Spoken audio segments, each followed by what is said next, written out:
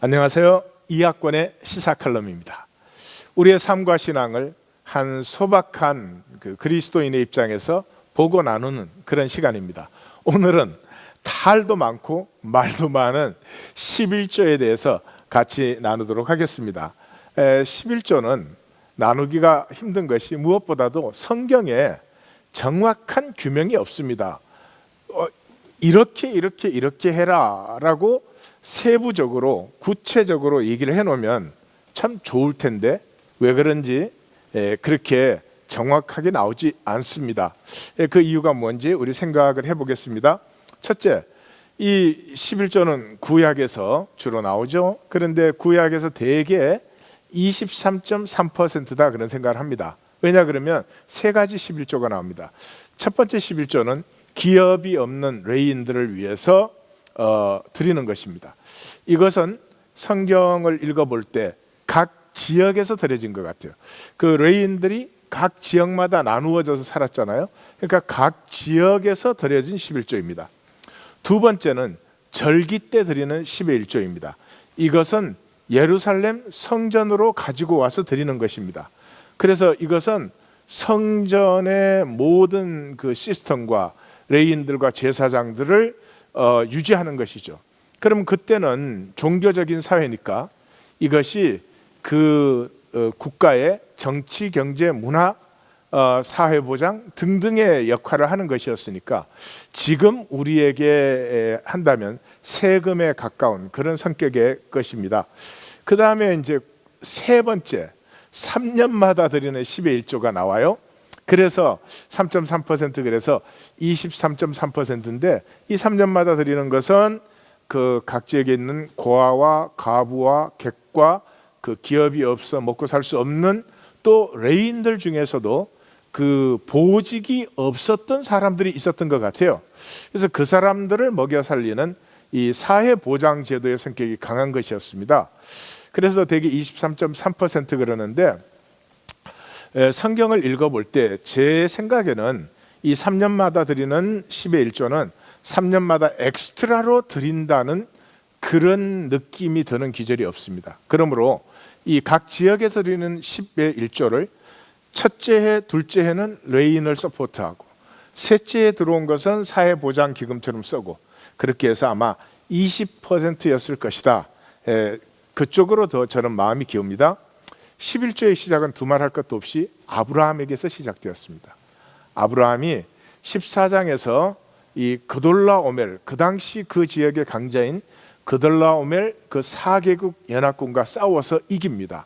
이기고 돌아오는데 두 왕이 이 마중을 나오죠.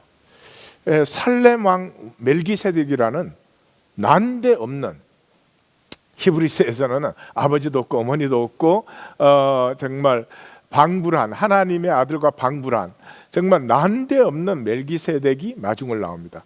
그 다음에 또 소돔 왕 베라가 또 마중을 나옵니다. 그 지역의 제일 강자니까요. 그건 당연히 나오는 거죠. 근데 이 두 사람이 나와서 멜기세덱은 말하기를 천지의 주제이시오 지극히 높으신 하나님을 찬송하라 이렇게 두 번을 얘기합니다. 소돔 왕 베라는 사람은 내게 보내고 자기에게 주고 물품은 내가 가져라 하는 것입니다. 이거 굉장한 의미가 있는 것입니다.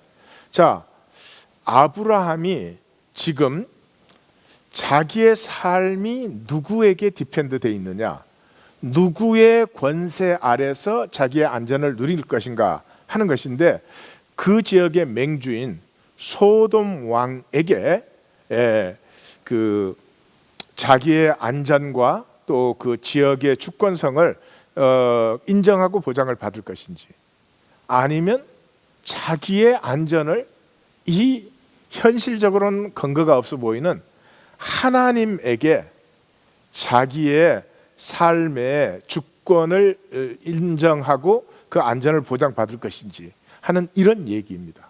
근데 여기서 놀라웠게도 아브라함이 멜기세덱을 선택해서 그때 드린 것이 10의 1조입니다. 자, 이 10의 1조가 14장에서 그렇게 드려지고요, 15장에서 하나님이 아브라함과 언약을 맺습니다. 그 다음에 구약 역사는 하나님이 계속해서 강조하시듯이, 모든 선지자들이 강조하시듯이 아브라함과 맺은 이 언약을 하나님이 지켜나가는 것입니다. 다시 말해서 15장의 언약을 하나님이 지켜나가는 것이 이스라엘의 역사입니다. 뿐만 아니라 예수 그리스도가 이 약속의 완성으로 오셨고, 예수 그리스도가 장차 완성할 하나님의 나라가 이 약속의 완성인 것입니다. 그러므로 10의 1조는 단순히 예배 시간에 드리는 어떤 헌물이거나 그런 것을 훨씬 넘어서는 하나님과 아브라함이 완전히 하나로 결속되어져 버리는, 하나님은 아브라함 전체를 받으시고 아브라함은 하나님 전체를 받는 이런 생명의 언약의 증표로 이 10의 1조가 드려졌다는 것입니다. 신약시대는 11조에 대해서 신약은 더욱더 나오지 않습니다. 별로. 대표적인 것이 예수님께서 너희가 박하와 해양과 근체 11조를 들이대 그랬습니다. 들이대. 그러니까 박하와 근체와 해양은 아주 사소한 것이죠. 주된 것이 아니죠. 그런 사소한 것에도 11조는 드리라고 되어 있습니다. 예수님께서. 그러나 율법에 더 중요한 바는 너희가 그 인과 신을 버렸다. 그러므로 이것도 행하고 저것도 버리지 말라. 이렇게 마태복음 23장 23절에서 말씀하십니다. 그러니까 예수님의 말씀으로는 11조는 하라고 되어 있습니다. 그리고 나서는 히브리서 7장이 그 멜기세덱을 설명하는 장면에서, 그 멜기세덱을 설명하는 것은 이스라엘과 하나님의 그 언약, 약속을 설명하는 것에서 11조라는 말을 7번을 씁니다. 그리고 교회 사적으로 보면은 컨스탄틴 이후에, 그 컨스탄틴 이전에 우리가 사도공동체는 뭐 성경에서 잘 아시죠. 11조 정도가 아니라 전체를 서로 기쁘게 나누었습니다. 서로의 필요를 따라 함께 나누는 공동체였습니다. 여기서 우리가 오해하기 쉬운 것은요, 좀 돈 많은 사람이 가난한 사람을 이렇게 보살피고 먹여 살렸다 이런 정도가 아니고요. 그러니까 부부가, 남편과 아내가 둘이 하나가 되면 1 플러스 1은 2가 아니고 하나가 되면 1 플러스 1이 4도 되고 16도 되고, 우리가 일반적으로 말하는 인터그레이션이 일어나는 거죠. 그래서 단순히 그 물질의 평균적인 배분으로 사도행전을 읽으시면 안 되고요. 삶의 중심이 통하기 시작한 사람들, 가슴과 가슴이 통함으로 말미암아서 삶이 하나 되면서 그들이 물질로 모은 것이 100이었다. 그러면 100사람이 일씩 가졌다 이런 얘기가 아니고요. 물질로 모은 것이 100이었지만 삶의 시너지, 일어나는 효과는 거기서 1000만이 일어나므로 모두가 필요를 따라 넉넉하게 충분히 나눌 수 있었다. 그런 얘기입니다. 그래서 그러한 사도 공동체가 2세기와 3세기를 지나면서 점점 종교화된, 그러니까 그런 서로 코이노니아를 나누는 공동체에서부터 점점 종교화 되어진 것을 볼 수가 있고, 이 종교화 되어진 상태에서도 11조는 드려진 자료들을 여기저기에서 사실은 볼 수가 있습니다. 그러나 이 11조가 정말로 잘못되기 시작한 것은 5세기 이후입니다. 4세기에서 컨스탄틴이 이 기독교를 로마의 국교처럼 만들었죠. 국교는 아니었지만 국교처럼 되어버렸습니다. 자, 그렇게 되면서부터 5세기를 지나고 5세기 말 6세기에 들었을 때는 교회가 지주가 되어 있었습니다. 사람들이 바치는 것을 가지고 교회 재산이 늘어나가지고, 그 당시 가장 중요한, 지금도 그렇겠지만 가장 중요한 재산은 언제나 땅이었습니다. 교회가 많은 땅을 소유하게 됐고 교회 지도자들이 많은 땅을 소유했습니다.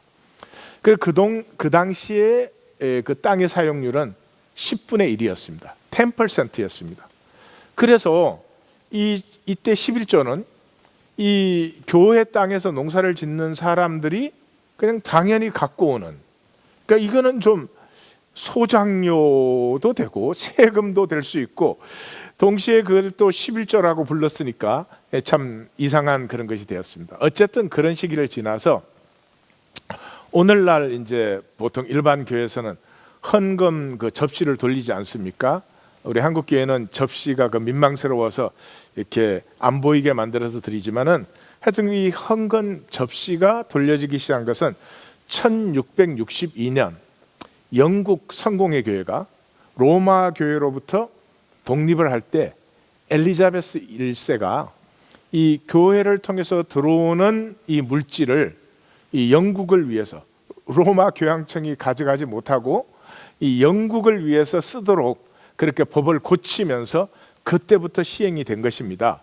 하여튼 이러한 제가 간단히 말씀드렸지만 복잡한 여정을 거쳐서 오늘 우리가 있는데, 11조가 정말 헷갈리는 이유는 왜냐 그러면 11조는 그 아브라함과 야곱이 할 때는 반드시 11조는 생명 결속의 언약이었습니다. 그러니까 11조를 드린다는 말은 내 삶과 하나님이 이 생명의 하나됨으로, 생명의 결속으로 연합되어져 있는 삶이다, 그런 뜻이죠. 그러면 보세요, 내가 하나님과 하나고 내 옆에 있는 성도가 하나님과 하나라면 우리는 서로 또 하나가 되죠. 그렇게 해서 당연히 여기에 그 물질을 함께 나누고 교통하는 이 사도행전적 공동체가 이루어지게 되어 있습니다. 그렇게 되면은 아까도 말씀드렸지만 내가 일을 내고 너가 일을 냈을 때 2가 되는 게 아니라 그것이 시너지의 효과는 10도 되고 100도 되고 그렇게 되는 것입니다. 그래서 그 공동체 안에서는 물질에 대한 근심 없이 삶을, 내 생명을, 하나님이 주신 내 생명을 피워내는데 또 그 공동체 안에서 물론 판단과 정죄가 없죠. 그러니까 자기 자신으로 힘차게 자라나고 하나님이 내게 주신 그 생명의 열매를 맺는 이 생명 공동체가 되어지는 것입니다. 그러므로 그러한 생명 공동체가 되기 위해서는 11조는 이건 반드시 해란을 넘어서 그건 당연히 나누어져야 되는 것입니다. 그럼 이것이 왜 오늘 헷갈리느냐? 오늘은 기독교 시대거든요. 그럼 성도들이 10의 1조를 드립니다.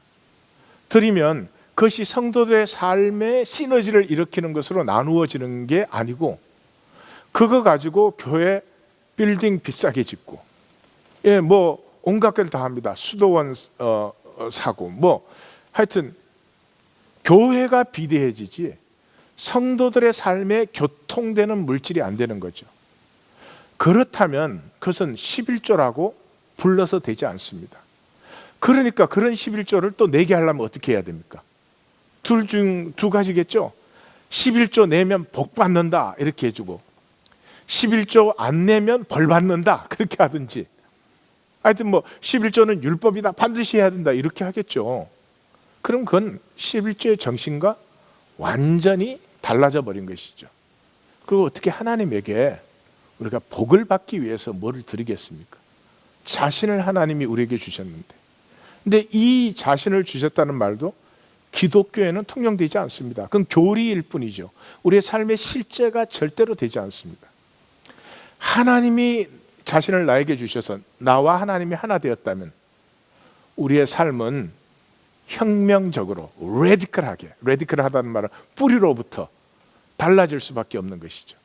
그래서 11조의 문제를 얘기하기 위해서는 오늘 교회가 이 기독교의 종교단체적인 의미를 넘어서서 성경이 보여주는 그리스도의 몸된 머리 대신 주님으로 우리가 서로 상합되고 연락되어서 여기에 생명이 함께 나누어지는 하나님과 생명의 결속을 이룬 공동체가 여기에 가꾸어질 때 11조는 해라 하지 말아라 그렇게 말할 성격도 아니고, 기쁨으로 성도들이 자기에게 허락된 것을 나누고, 그렇죠? 각자, 공산주의가 아닙니다.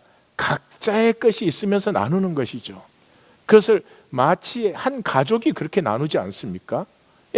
엄마, 아빠, 아들, 딸이 있으면 각자 것이 있지만 서로 함께 나누는 그런 거나 마찬가지요. 그런 공동체가 일어날 때 생명의 인터그레이션, 통합적인 역사가 일어나서 나비 효과가 일어나죠. 예, 브라질에서 작은 나비가 몸짓을 하나 했어요. 이게 텍사스의 폭풍을 일으키는 거죠. 이게 연결되어 있기 때문에 여기서는 작은 것이 전파되면 전파될수록 큰 시너지의 효과를 일으키는 것이죠. 예, 그것이 성경이 보여주고 있는 10의 1조입니다. 그러므로 오늘 같은 기독교 시대에 11조만을 달랑 떼서 얘기를 하면 이거 엄청 헷갈리기 시작하는 것이고, 정말 잘못하면 성도들 주머니에 있는 돈을 끌어내기 위해서 쓰는 종교적인 이상한 얘기도 될 수가 있는 것이죠. 11조가 회복됐으면 좋겠어요. 그러나 그게 회복되기 위해서는 그리스도의 몸된 교회가 회복되었으면 좋겠어요. 그래서 물질이라는 게 네 거 챙기고 내 거 챙기고 이래 가지고 살아가는 이 메마르고 재미없는 삶에서 우리가 자유함을 얻고, 하나님이 주신 물질인데 내가 소유할 수도 없고 내가 붙잡는다 내 소유가 되는 것도 아닌데 그냥 우리에게서 마음껏 교통되어지고, 우리의 삶의 에너지는 내 생명이 하나님의 뜻을 따라 피어나는데 에너지가 들여지는 그러한 교회, 그러한 그리스도인의 삶의 모습을 한번 꿈꾸어 봅니다. 지금까지 이학권의 시사칼럼이었습니다. 안녕히 계십시오.